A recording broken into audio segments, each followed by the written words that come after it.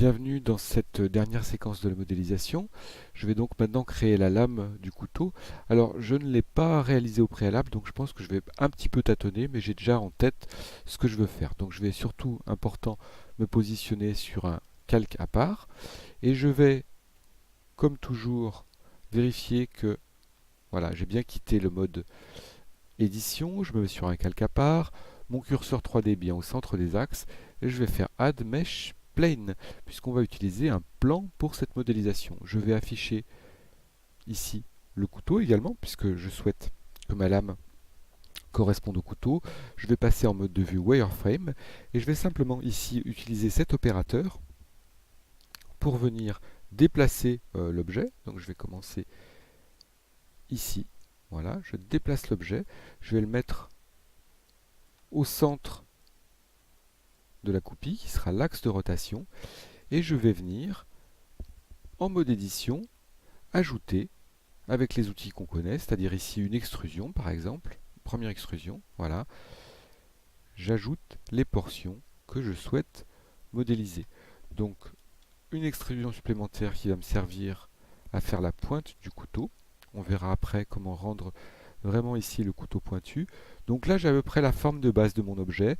Une partie qui sera dédiée ici à un arrondi euh, qui, qui tourne autour de l'axe de rotation, la partie plane du couteau et la partie saillante, qui sera située donc à droite. Je vais maintenant me déplacer sur ce calque. Je veux que cette partie au bout soit réellement pointue. Donc qu'est-ce que je vais faire? Je vais joindre ces deux points. Donc une fonction de modélisation supplémentaire, j'appelle ma boîte à outils, ma petite toolbox, barre d'espace, et je vais aller chercher merge, merge qui est la fonction qui permet de joindre, de faire un merge, de mélanger différents points. Donc je clique sur merge, j'ai plusieurs options ici. Comme toujours en passant, si ma souris quitte le menu disparaît, donc je recommence, merge, et je vais faire un merge at center, parce que je pourrais faire un merge sur le premier point sélectionné, le dernier, sur le curseur, et je vais choisir at center. Donc ici, j'ai une partie un peu plus pointue que je veux déplacer. Hop, je prends le point ici, parce que là je vais avoir un arrondi et une partie un petit peu oblongue ici, un petit peu légèrement incurvé ici. Donc ça, c'est la base de mon couteau. Je vais maintenant rajouter les points qui constituent ces différents arrondis. Alors tout ça, c'est tout simple. On va utiliser encore une fois un bevel, mais cette fois-ci, on ne va pas agir sur les arêtes ou sur les faces, on va agir simplement sur les points. Donc cette fonction de bevel sur les vertices, donc vertex, les points au singulier, vertice, les points au pluriel, se trouve fatalement ici, dans Mesh, vertice, et on le trouve ici, bevel. Avant d'engager cette fonction, on va retenir son raccourci clavier, c'est ce que je fais, parce que ça fait gagner du temps, c'est donc Shift, Ctrl et B. Donc Shift, Ctrl, B, d'accord. Je vais sélectionner le point qui m'intéresse, en premier lieu celui-ci, Shift, Ctrl, B, bevel, voilà. Et là, vous le voyez, ça va faire quelque chose qui ne m'intéresse pas du tout, qui consiste à rajouter des points et des polygones au centre de la forme. Donc je vous l'ai dit, des fois on tâtonne quand on modélise. Donc ce que je vais faire un CTRL Z, et pour éviter d'avoir des rajouts au centre, je vais simplement supprimer euh, les arêtes qui constituent le centre de mon objet, ce qui va supprimer les faces. Comme ça on va faire un profil bien propre qu'on remplira par la suite. Donc ici je supprime l'arête, donc je la sélectionne, touche X, Edge simplement. Pareil ici, touche X, Edge. Et là, si je sélectionne ce point et que je recommence Shift Ctrl B, effectivement, j'ai quelque chose qui sera beaucoup plus facile à travailler. On va pouvoir tourner autour de la forme. Alors, j'ai donné à peu près cette forme. Je vais ici choisir le nombre de segments. Je peux encore par ces paramètres, voilà, vous le voyez, là j'ai une lame qui commence à se dessiner par contre, pardon. Voilà.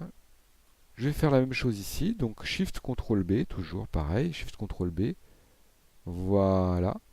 Alors là, par contre, je vais le faire un peu moins long. Et la pointe d'un couteau n'est jamais totalement pointue. Je vais donc faire un petit Shift Ctrl B également sur la pointe. Voilà. Et je vais le faire de façon très très fine. Ça participe encore une fois au réalisme.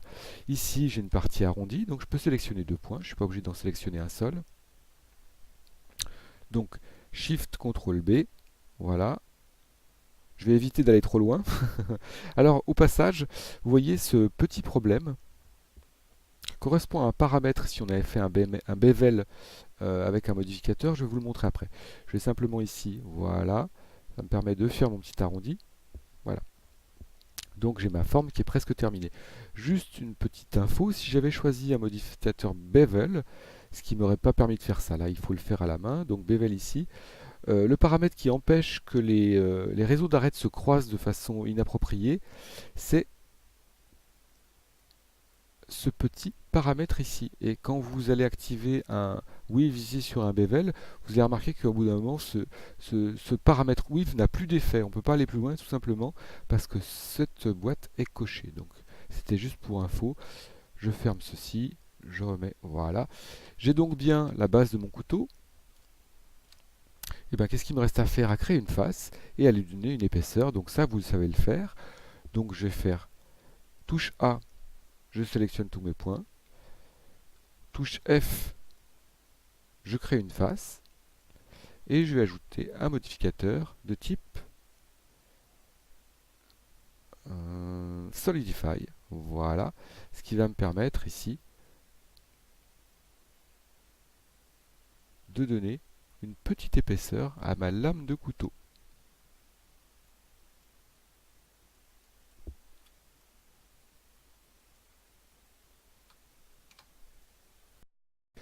Alors, petit ajout supplémentaire, c'est un petit bonus, c'est pas obligatoire. Ma lame de couteau, je voudrais que ici une toute petite partie en dents de scie en fait qui me permette d'avoir la scie qu'on retrouve sur les couteaux suisses. Je vais simplement pour ce faire sélectionner ces deux points. J'aurais pu le faire avant, ça aurait été plus propre. Et je vais créer une subdivision. Donc je vais venir rajouter des points ici. Donc je vais tirer légèrement celui-ci ici. Je sélectionne mes deux points, menu W, et là je vais demander subdivide. Donc il m'a créé un point supplémentaire. Menu W, subdivide encore une fois, subdivide encore une fois. Est-ce que je le fais une fois de plus? Oui, je subdivise une fois de plus. Et là, je vais prendre un point sur deux. Hop. Toujours clic droit et je maintiens la touche Shift enfoncée. Un petit manipulateur et hop, et voilà. Et j'ai ici un couteau presque terminé, une lame de couteau presque terminée. Voilà, alors si je le voulais, je pourrais encore ajouter un petit bevel pour venir créer une saillance ici. Je pense que je vais m'arrêter là, vous aurez compris le principe et vous avez suffisamment maintenant d'expérience pour venir terminer et embellir cette modélisation. Je vais maintenant repasser en vue de dessus, afficher le manche de mon couteau. Voilà. Alors ma lame est un petit peu trop grande, je vais donc la redimensionner. Voilà. Touche Z du clavier. Et si je fais un rotate, au miracle, j'ai donc bien créé un petit outil multifonction. Donc je vais faire pivoter ma lame à l'extérieur pour qu'on puisse la voir. Alors vous comprenez bien sûr l'intérêt d'avoir un point pivot situé au bon endroit. Il manque quand même une chose, c'est tout simplement la petite goupille du début qui va venir terminer cet exercice. Donc je vais sélectionner le calque sur lequel se situe ma goupille. Je vais désactiver la fonction en mode objet qui consistait à dire je ne veux voir que du wireframe sur cet objet. Je vais resélectionner texturer, voilà. Et je vais maintenant faire quelques petites opérations. La première, c'est que cette goupille, je ne veux pas qu'elle aille jusqu'au bout. Je vais donc sélectionner la face du dessous et je vais venir la faire remonter. Je me mets en vue de côté, affichage filaire, voilà. Je vais venir revenir par là, la goupille s'arrêtera ici, c'est mon choix. Je vais venir faire quelques petites choses supplémentaires. La première, c'est tout simplement d'ajouter un modificateur de type mirror, évidemment, puisque la goupille est en haut et en bas. Mirror non pas sur X mais sur Z. Alors, je vais venir sélectionner toute ma forme ici. Voilà. Déplacer l'objet, le mettre bien au centre. Ce qui compte, c'est la position du point pivot. Il faut que le point pivot soit bien au milieu. Donc à la limite, vous pouvez faire un Object Clear Location si vous le souhaitez, mais là on ne va pas le bouger, on va le faire à la main. Et on va venir Voilà.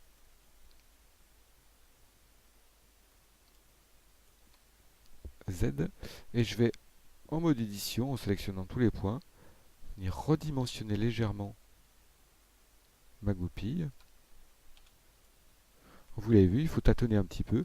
Et cette goupille, eh ben, on va simplement, pour donner un chanfrein autour de la goupille, ici autour de la partie supérieure, je vais faire une chose toute simple et toute bête, qui consiste à sélectionner la face supérieure, ici. Voilà. Je vais faire une petite extrusion. Clic gauche. Je vais redimensionner cette face. S pour faire un scale. Et voilà, l'exercice est terminé. Je sélectionne tous les points. Touche W. Je lui applique un Shade Smooth, donc ma petite goupille, et je vais lui ajouter tout simplement ici ce qu'on a fait pour le manche du couteau, un Edge Split, peut-être en le mettant à la fin, non c'est bon. Et vous pourrez ici faire varier l'angle, voilà, l'angle du Edge Split, pour venir, vous voyez que quand on descend, voilà, les faces apparaissent, et là les faces disparaissent, et si on est trop haut, toutes les faces sont lissées. Donc il va falloir que je descende en dessous de 16 degrés, ce qui doit correspondre à peu près à l'angle que j'ai par là, pour avoir un edge split correct. Donc j'ai à présent bien une goupille, le manche de mon couteau et la lame, et l'objet est terminé. Et nous verrons dans les séquences suivantes, donc dans un cours prochain, comment animer ces objets et comment leur donner un peu de couleur. Voilà, bon courage à tous pour la réalisation de cet exercice et à très bientôt.